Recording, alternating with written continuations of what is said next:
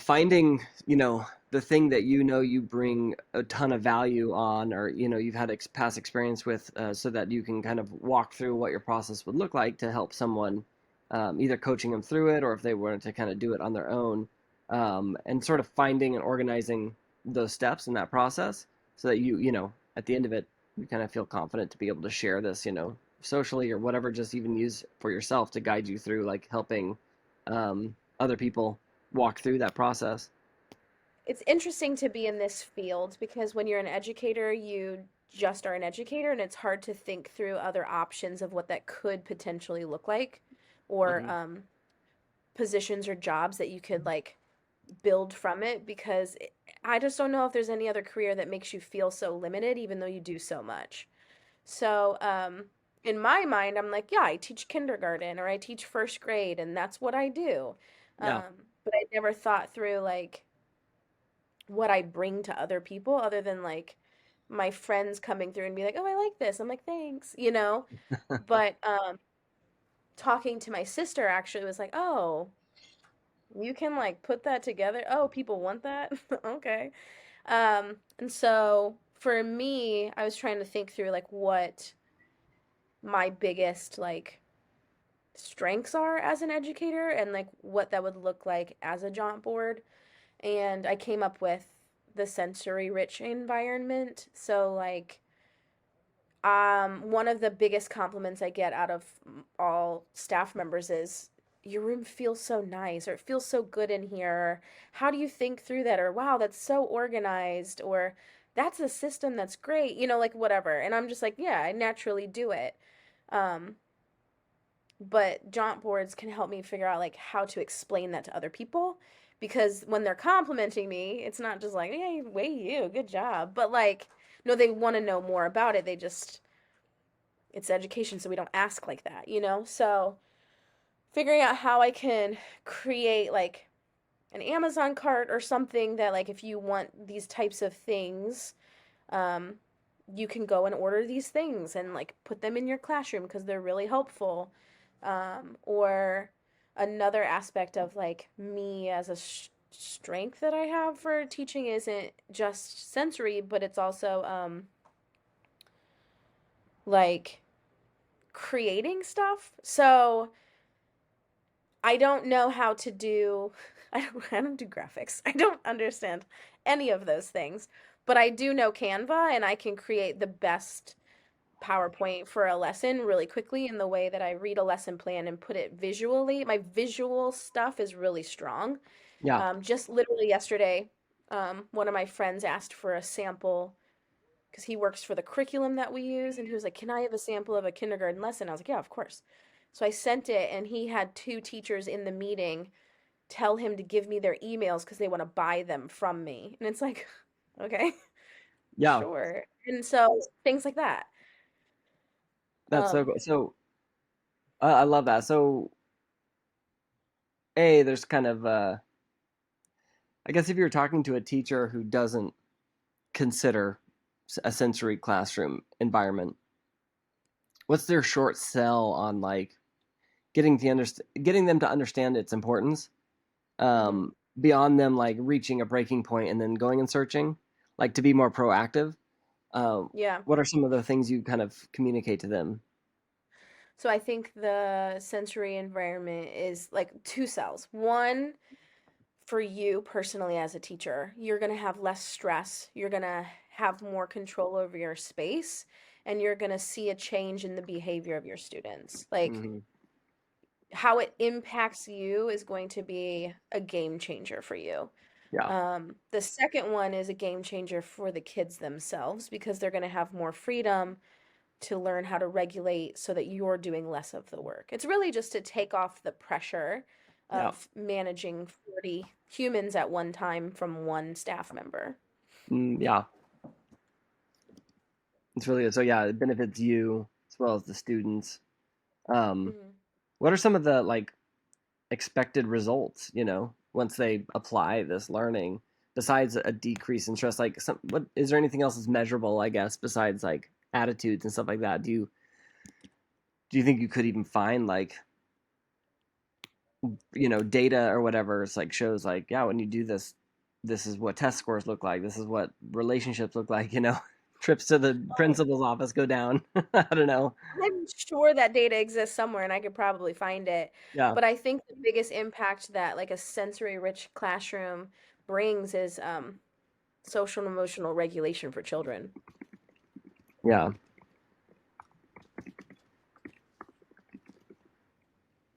Okay. Awesome.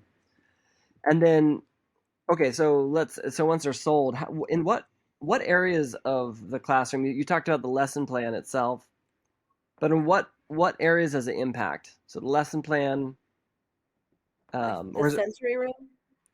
Yeah, yeah. When you're kind of sensory, uh, cognitive or whatever, when you're actually like now applying that like two things, you apply it to the way you teach. It sounds like the actual lesson Yeah, itself. What else? it permeates everything. So it'll permeate, like it'll go into the lesson plan itself because you're differentiating instruction in a unique way. You are altering your classroom culture and climate just by having like a more inclusive space. Mm-hmm. You're also impacting like your rules and regulations of like how your classroom is like managed and run. Instead of like a punitive mindset, it's more of like more fluid, like movement driven Yeah, space. yeah, But it also like will impact like just the lessons themselves, just like how you deliver a message or how the behavior of students is going to impact them because they'll be able to use systems in the classroom to help calm them down so you're doing less of the work because it's like kids have feelings and then they pop off and you're in the middle of a math lesson and you have to deal with it. And what yeah, do you do? yeah. It's really good. Oh, and okay. So when it comes to the lesson plan, do you want to walk me through kind of your full process of, Of how to make a lesson? yeah, but start with what a teacher that doesn't like the basics, like you don't have to talk about like knowing what your work is because what every teacher already does a lesson plan, but how you take a lesson plan and infuse it with this sensory classroom environment kind of knowledge. Yeah. So if I were to do that, so what I would do is I would look at obviously like the lesson itself and the standards and everything that goes into the natural lesson plan process, right? Then I think through like how am I going to create it? Am I going to do like just anchor charts and talk? Maybe. I mean, that's how instructions are usually given. It's boring and it doesn't reach Yeah, everybody. Instead, I'm going to create a slide deck, right? So I want a lot of visuals. I want a lot of engagement. So there's going to be music I'll put into it. There's going to be brain breaks slides in there. There's going to be hand motions and um yeah, just I think through what I think I do is try to think through the different senses of like humans, right? So what am I doing visually? What am I doing auditorially? What am I yeah. doing kinesthetically? And like how is that infused into this lesson? And how will that impact the engagement of kids? So okay, you said you kind of look at the approach, you look at the lesson itself, obviously, so you kind of do a little intake, and then you Yeah. build an intro slide. You had mentioned that for a second. Is that something different or unique, or what about the intro slide is, I guess, different? So it's not an intro slide. What I'll do is I'll take the lesson and create a slide deck in Got it. Okay, itself. Like so I want to take everything from the lesson and make it highly visual. got it. So there's a lot of like animated clip art things going on or transitions or inserting of like music URLs or whatever I could do. Got it. Okay. So you're like adding color and it's illustrative. You're embedding sensory examples essentially to each to along the way. How do you even Yeah. define, like how do you determine what sections to it? Like, how would you walk someone who's maybe not creative at all, and they're like, well, I don't know, we're just talking about World War II or whatever. I don't know, and like I don't even know where I'd add music. Like how would you walk someone who's maybe not so creative through like how you find opportunities to insert a sensory moment? I think that whenever I'm like looking for like when I'm going to add a visual, I'm thinking through, I've never thought this, but here's what I do. It's either when I'm asking them a question or I'm giving them new information. So as a Okay. way to like hook them into that concept or that question to get them thinking. So that way they're more like engaged in the moment instead of just listening to me. You said questions, or what was the other thing? Questions or like a new topic New topics. Okay. or like a new concept, like a new piece of information that's going to be really important throughout the whole lesson.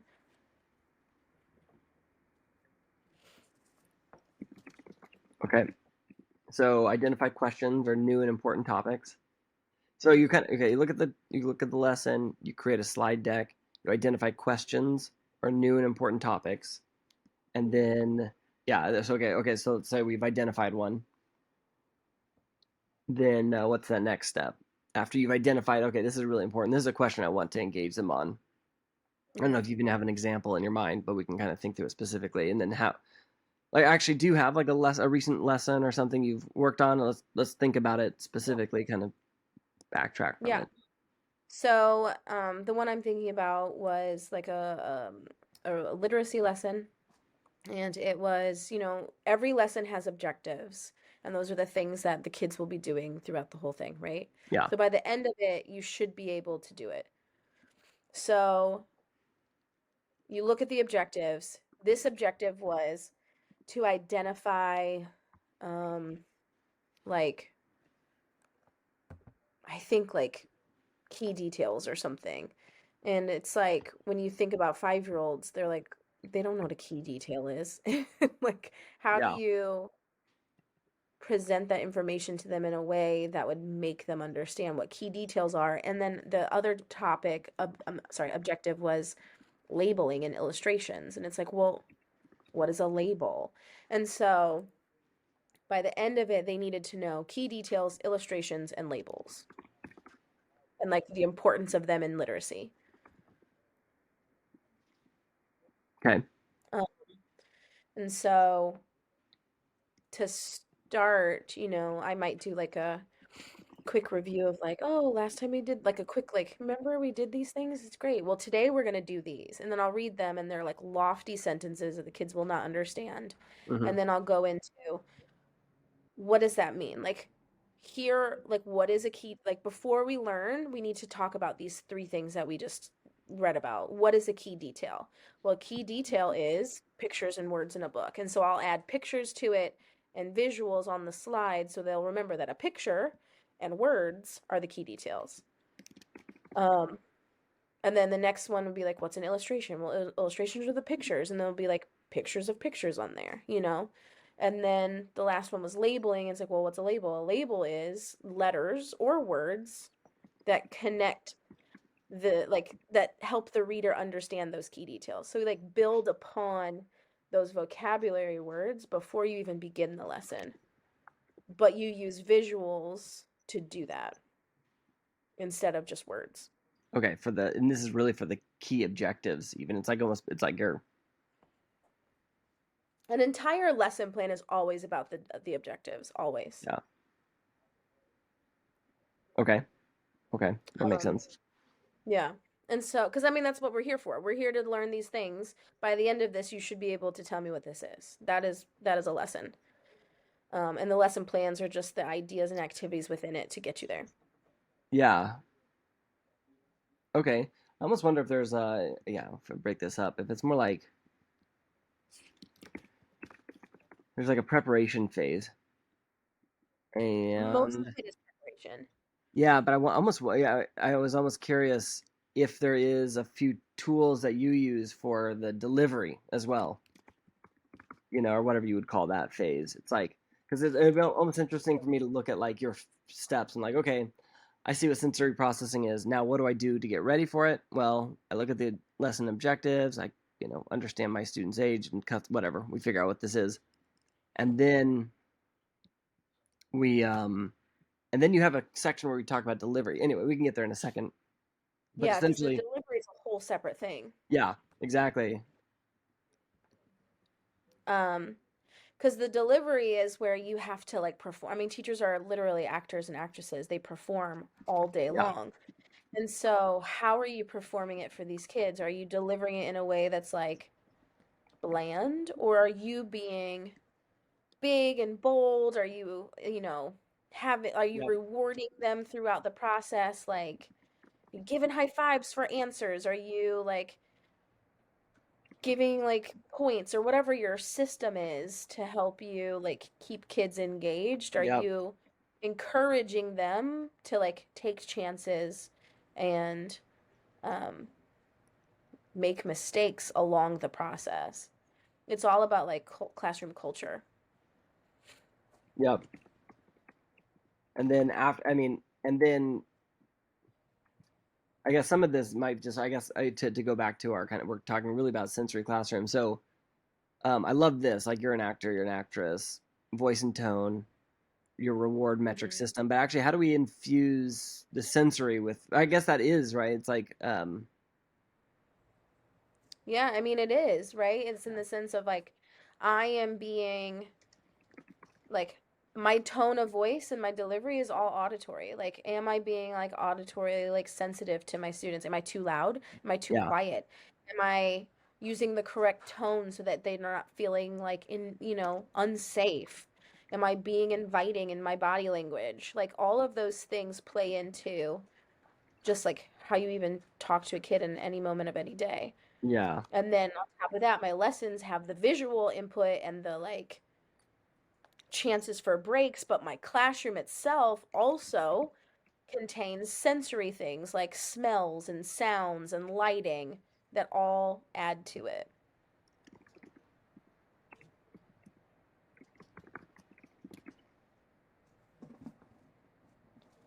I mean, it's like, oh, it's that's why it's hard to break down for people because it's like, wow, it's everything. yep, But when people walk in, they're like, whoa, this is amazing. And I'm like, thanks. But like, how do I explain that to people?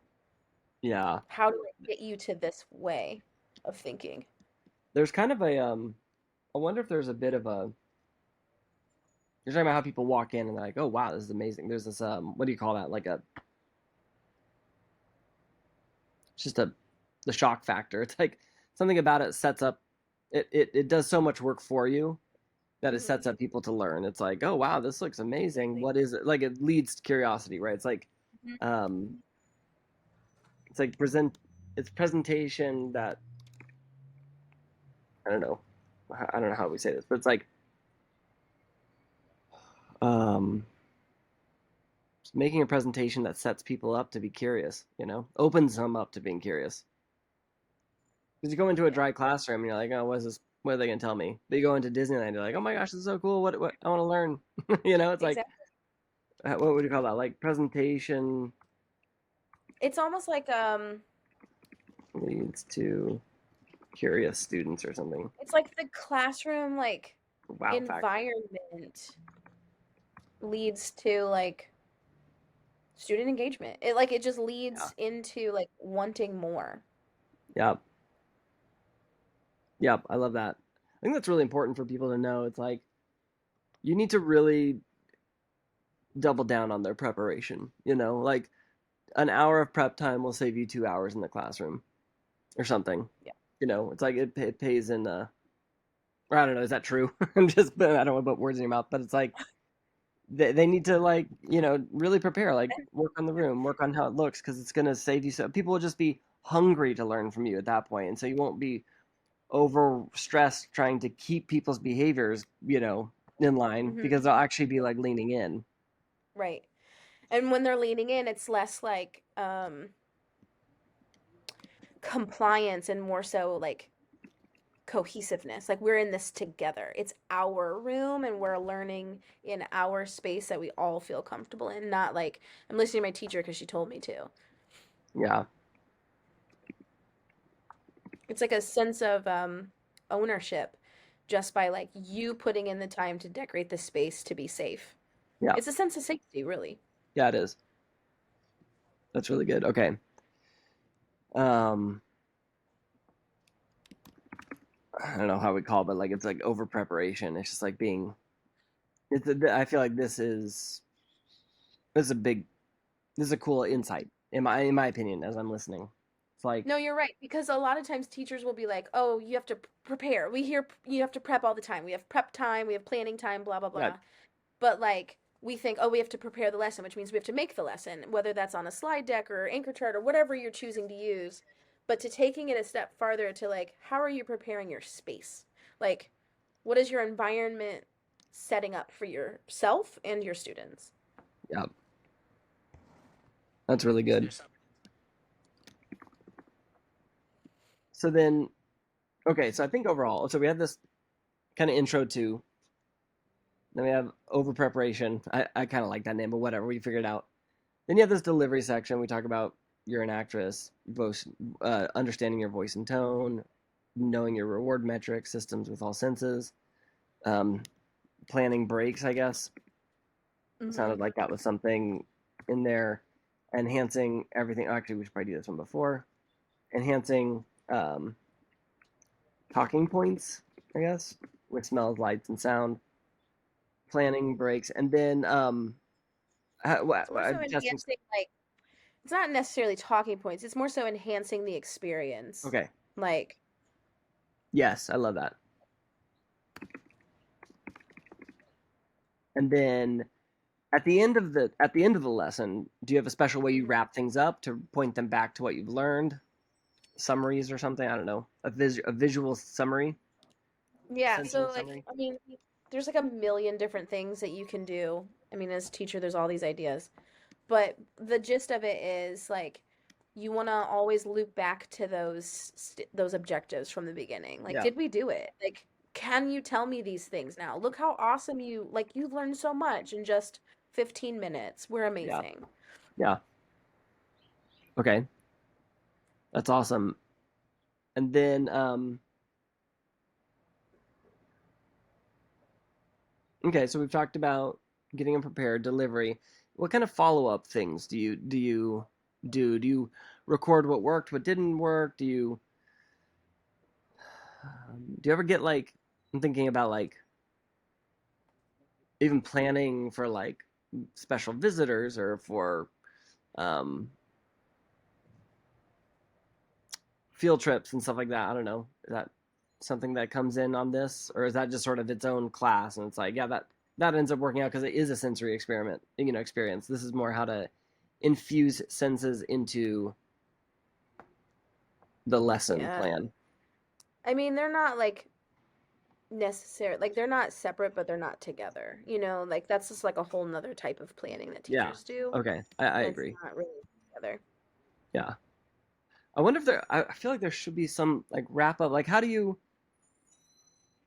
I don't know. Even communicate it to the superintendent or I don't know someone above where it's like, hey, this is what we're doing. This is the results we're getting. Is there some level of reporting that's required? I mean, no. I mean, yes and no, right? So we have evaluations that the teachers, the principals and stuff will come in, and some of these things most teachers are measured on, like what is your classroom culture? How are your kids communicating with each other? Like is your like one of the standards that we get tested on is literally just tone and posture. Like are you inviting? Like are you engaging with Yeah. your kids? Like most schools will monitor that in like the evaluations, but And also it's usually like pretty clear in your data too. If your kids are safe and engaging, they're growing. I'm curious though, like that's a lot of reactive reporting where they come to you. Is there any wisdom in like being more proactive, like actually like I don't know. Anyway, is there a way to be proactive where you can actually get funds or something, or get a way to not have to carry the burden all on your shoulders? Where it's like, hey, if I can actually proactively give results to this, the head, they will actually allow me to. They'll give me more opportunities to expand my classroom or have more like, or even give me a budget to like build something. I don't know. Is that possible? I mean, not really in like this works like this field. It's more of like like it's literally case by case, Okay, staff by staff, school by school, district by district. I mean, everything it's so many variables exist. got it.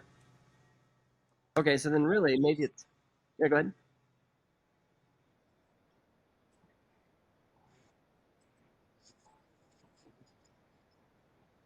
Oh, there we go. Mhm.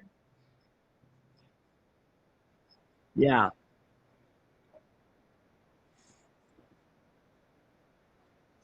Yeah. yeah.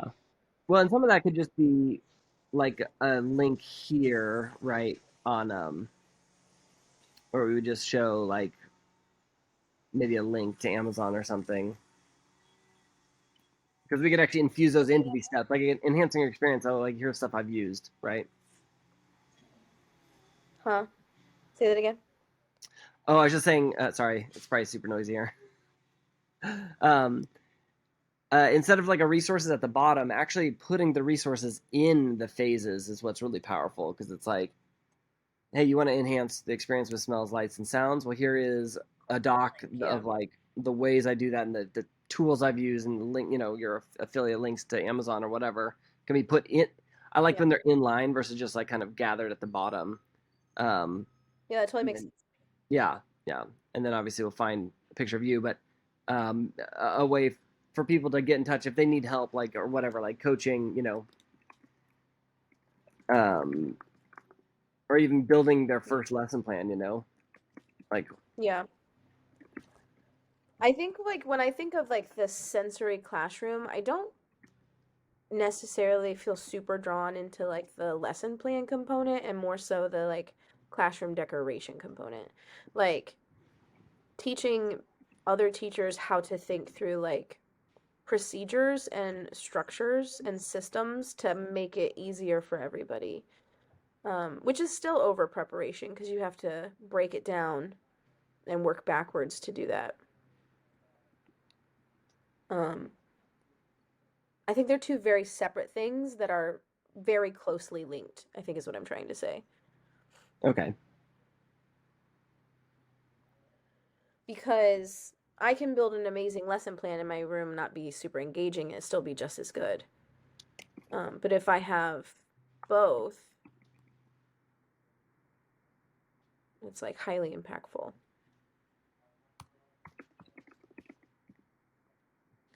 And the beginning of the school year is always this hardest time because you have to set up your room and you have to mm-hmm. think through like, well, what am I gonna do? Like what That's when really like interesting. before the very first day of school, you literally have to think through everything. You have to show like, well, how do they go to the bathroom? How will they get pencils? How will like it's always the how will they questions. What will they do if? Or how would I handle this situation? And all of that is classroom environment and routines. Yeah, that's really interesting. And the lesson plan is more like aligned with universal designed instruction. So it's Yeah. called UDL, universally designed learning. And so the lesson is working backwards to make sure you're reaching all the types of learners and disabilities and abilities of kids, but Mm-hmm. it's the same type of backwards processing. Yeah, that makes sense. Yeah. Okay. So I like adding almost a phase in for just that day one of setting up your room. Maybe put day Hmm. one.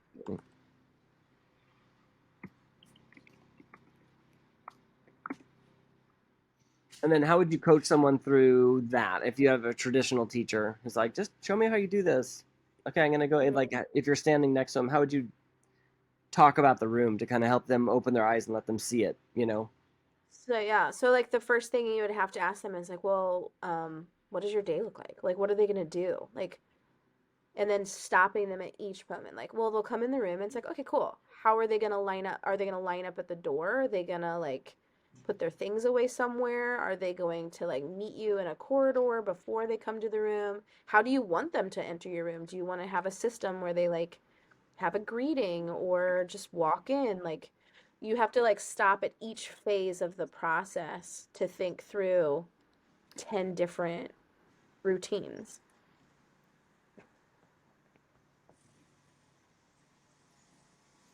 Yeah, routines. Okay. or procedures, routines and procedures. Okay, that's awesome. And then, so I was going to ask you. I just wrote this, but I have room inventory. Do you look at like oh, you don't have windows or you do have windows? Like, do you kind of look at what they were given, and then start Oh, from for there? sure. Yeah. Yeah, definitely. Because if you have all this natural light, great. Is it too much? Do you need to like lower the blinds 50%? Like in my room, I had a skylight. It was too bright. You couldn't see the board. And so when you were doing your instructions, the kid couldn't see. So I had to put a blanket to cover my skylight. Even though it's beautiful to have that light, it was impeding on our day, you know? So you have to look at like what the space looks like, what you've been given, what you haven't been given, and how do you alter that in a way that doesn't overwhelm children. So like you're neurodivergent people. So is there too much light? If so, how do I stop that? Is there not enough light? How do I add to it? Um, what does it smell like in your room? Does it have a weird smell? You should probably fix Hmm. that. Yeah. Like, Yeah. does it not have any smell at all? You should add it. Do you want it to smell calm? Do you want it to smell energetic? Like, add peppermint oil. Yeah. Do you have mice? Add peppermint oil. The mice will run away. Like, um, you want it to be calm? Add lavender. Like, what do you want your experience to be as soon as you walk in? Do you want it calm or do you want it like energy? And Yeah. then from there, then you're like, okay, cool. Well, what else can I add to this space to and give that same feeling? Do I want to add classroom plants? Like snake plants have been like linked to reducing aggression in children just by adding snake plants. And so like what can you add to the space to make that feel comfortable enough? Yeah. And then it's like, is it too cold? Is it too warm? What can you do if it's too cold? What are some options you can do? Can you have blankets? You have classroom blankets in a tub that the kids can just go get and use? Or does that make you feel weird? Okay, well, can they wear their sweaters? No, you have uniform. Okay, well, what can we do around that? Like, how do all of those, like, because like each school has their own regulations too that you have to abide by. And so, how do you work around what your school is limiting you with while still reaching kids to be safe and comfortable? Yeah.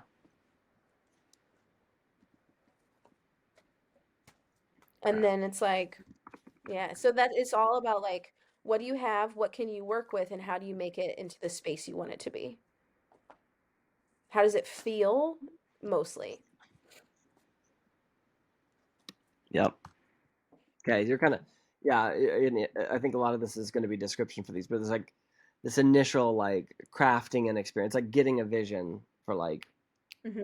what you're wanting. Then you do this room inventory. What do I have now, and what's like what's the delta between what I have and what I'm wanting?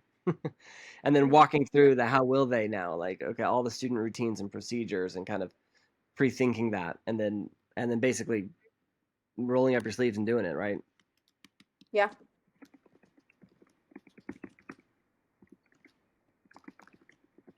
Okay. And then okay, that's awesome. That's like the setting up your room. We talk about over preparation. So now for the actual lesson plans, and then the delivery, the actual lessons themselves. Hmm. Um, yeah, looking at this, is this helping? Is this kind of cool to see this collected in this way? Yeah. Honestly, like this was the most daunting thing to me. I was Yeah, very stressed by it. Because it's like, for what do sure. you want me to do? Yeah, is this starting to make sense more? Like kind of seeing them grouped this way, Yeah, and like okay, it is. And part of my thought too is like, is it defined enough. Does that make sense? Like, Mm-hmm. Yeah. because if I'm like creating something for someone to come to, here's my Right. backwards brain already thinking. If I'm designing someone to come to a space to gather some information on something, having lesson plans next to sensory classroom is that and not being very distinctly separated, like would that be, I don't know, confusing or would it be like fine? You know what I'm saying? So you're talking about, because I was thinking this is like, uh, let's see. I don't know. It could just be how I'm also categorizing it and how I feel like they're two very different things, but really they're not. I guess I'm trying to feel like if you come to this board and you look at it, would you know what I'm trying to give you? Yeah. Um, yeah, it's almost like, Because sensory classroom environments are yeah. so closely linked to lessons, but they're not how a lesson is designed in a classroom environment, you know? Yeah. It's more Um, just like sensory awareness in the classroom. literally, yeah. Yeah.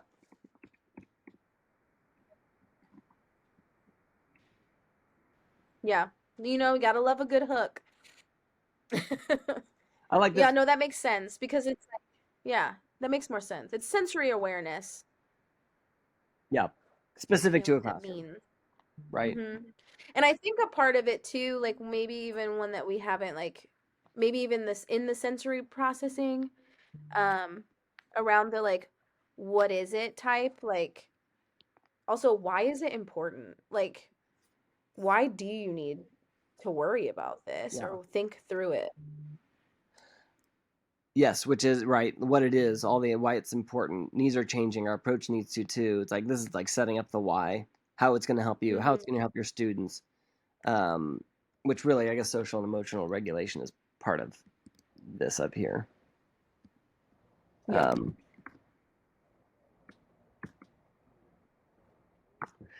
I would almost suggest. I mean, this is a nice layout already. I almost feel. I mean, I know it's the start of the school year anyway, but like, if you have a friend or someone that you know has been asking you, like, talking them through this step by step, basically, and seeing where hmm like where there was questions or where they wanted more information, just kind of take notes on yourself, and um, Yeah. and then and then I think you'll be able to come back with a more informed, like, okay, this is where they saw value, this is where they had an aha moment, hmm um, and and I think that'll bring a level of confidence where it's like, oh, I could coach someone through this, right? I've done it. I've now seen those moments where they know, like, oh my gosh, I didn't think of it that way. That had so much value. Yeah. That's almost that first, step of transitioning to coaching, where it's like, Yeah. you know how you deviate, what your unique selling point is compared to others. Yeah.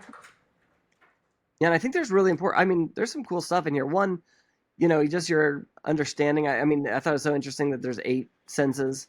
That's kind of cool. hmm But really setting that up of like, okay, you kind of hit them on the head with like, this is a whole world and a science. There's going to be Yeah. massive, benefits.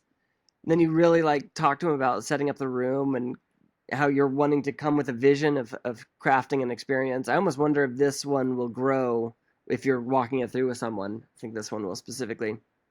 But then doing Oh, your room probably. Oh, inventory, the routines and procedures, you know. And the truth is, like, starting building isn't really a step, but it's really thinking through that. I guess we could leave that. And then I love, I like the over preparation because it's like you're gonna do preparation, everyone does, but this is something once you've done your preparation, this is that step you do on top of it, right?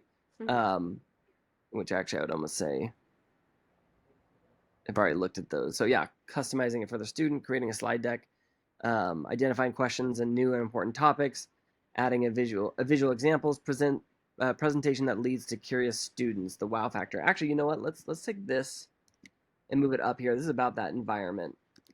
So it's hmm like an environment that leads to curious students, the wow factor. I think that's a cool like talking point. Um, this is already up there. So adding visual examples and then your delivery. And I think this is where I like that you're an actor, you're an actress, your voice and tone, being aware of that, your reward metric and system with all the senses, enhancing the experience with smells, lights, and sounds, planning breaks, and loop back to objectives, which I guess Mhm. that might be already inherent. So maybe we take that out because it's not specific to Yeah, I agree. sensory awareness. Okay. Yeah. Um, and then I'll just have to find. Do you have a LinkedIn? I was looking for you. No, I don't. Okay, no worries. I was just gonna grab your picture from there if you had it. Um, Um, no, I have a picture though I can add to this. Here's my question, and it might be silly, but like, what's the link that I can use to edit this myself? I don't know if I ever received that, yeah, or so I lost it. we're still about a month away from it being editable. Mm, That's why we're doing these like live sessions just to help got you it, get got it. a kick start, get through this. We'll send you like a screenshot of this so you can keep working through it. No, I think this was really good. I definitely would love the screenshot of this so I could Yep. walk through a couple of my friends because we're all getting ready to start within the next few weeks and get some of their ideas.